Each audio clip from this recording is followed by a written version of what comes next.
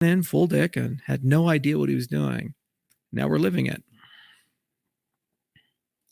You gonna watch Avatar? I did watch Avatar 2. It was a really good movie from a visual perspective. It was a masterpiece. It's probably the prettiest movie I've ever seen in my life. I saw it in IMAX 3D, and I was quite happy with it. Now the problem is the plot was very eco hippie, dances with wolves, Ferngully, but this time we're going to do it in sea. And the humans were compressed down to a stereotype. There are three things that bother me always. First, when you take a modern military modeled after the US military and you treat them as incompetent yahoos who are super machismo.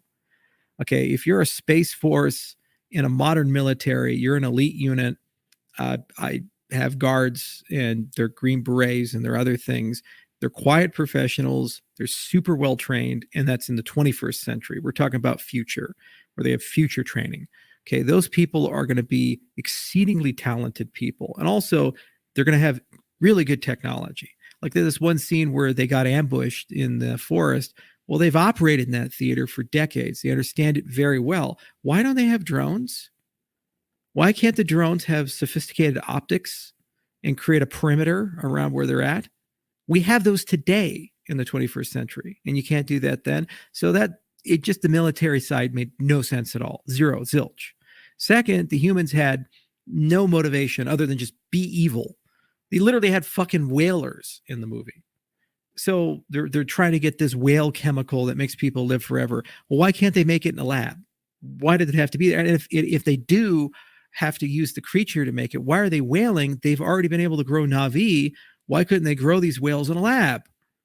It sure as hell beats going into the wild. You just create accelerated aging and you create millions of fucking vats on Earth. You don't have to ship it for 30 years to get back to the planet, for heaven's sake. But no, whaling bad. We have to drive that message home. And then they say, well, colonization. That makes no sense. You're going to go and colonize a planet that has a toxic atmosphere, lower the gravity than Earth, in a different solar system when you have all these satellite bodies in the solar system. If you have the capacity for interstellar travel, you have the capacity to build a Dyson sphere, which means you have unlimited energy. So none of that shit made any sense. You know, it would have been much more sensical if you made the humans multidimensional, proper military tactics and strategy. Get some consultants who aren't stupid Hollywood writers who actually served military, understand how these things work, and say, how would you react to these situations? Help them write it so you can think through how they could defeat that, because there's still plenty of things they could do to do that. Or you give the Na'vi a capability to defeat something, but you have to think it through. Second, give the humans a real motivation. Like, here's an example. This unobtainium. Instead of just, it's a resource and we're pillaging the poor Ferngully, maybe humans are in an interstellar conflict with another species. And the unobtainium is the only thing to power a weapon system that they need to win the war. So humans are fighting a battle for extinction. If they lose, the entire race gets destroyed, Earth gets destroyed. So then suddenly every person in Pandora is not there because they're a capitalist, greedy asshole who just wants to destroy the environment. They're there because they want to literally save the human race. So it's an us versus them thing. And you can kind of see it from the human perspective.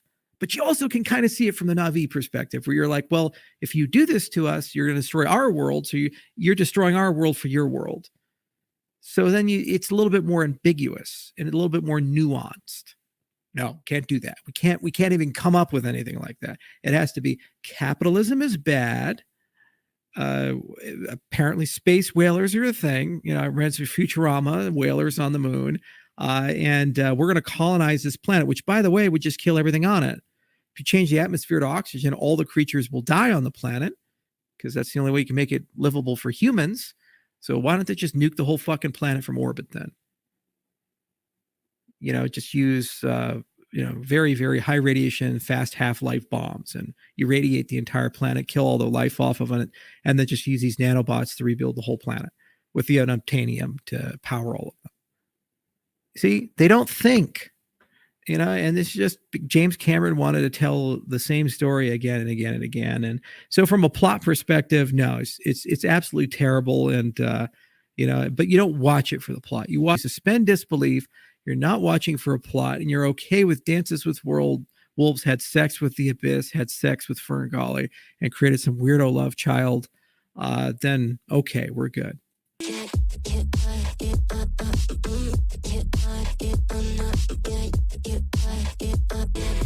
Thank you for supporting independent news with subscriptions, likes, and recommending the channel.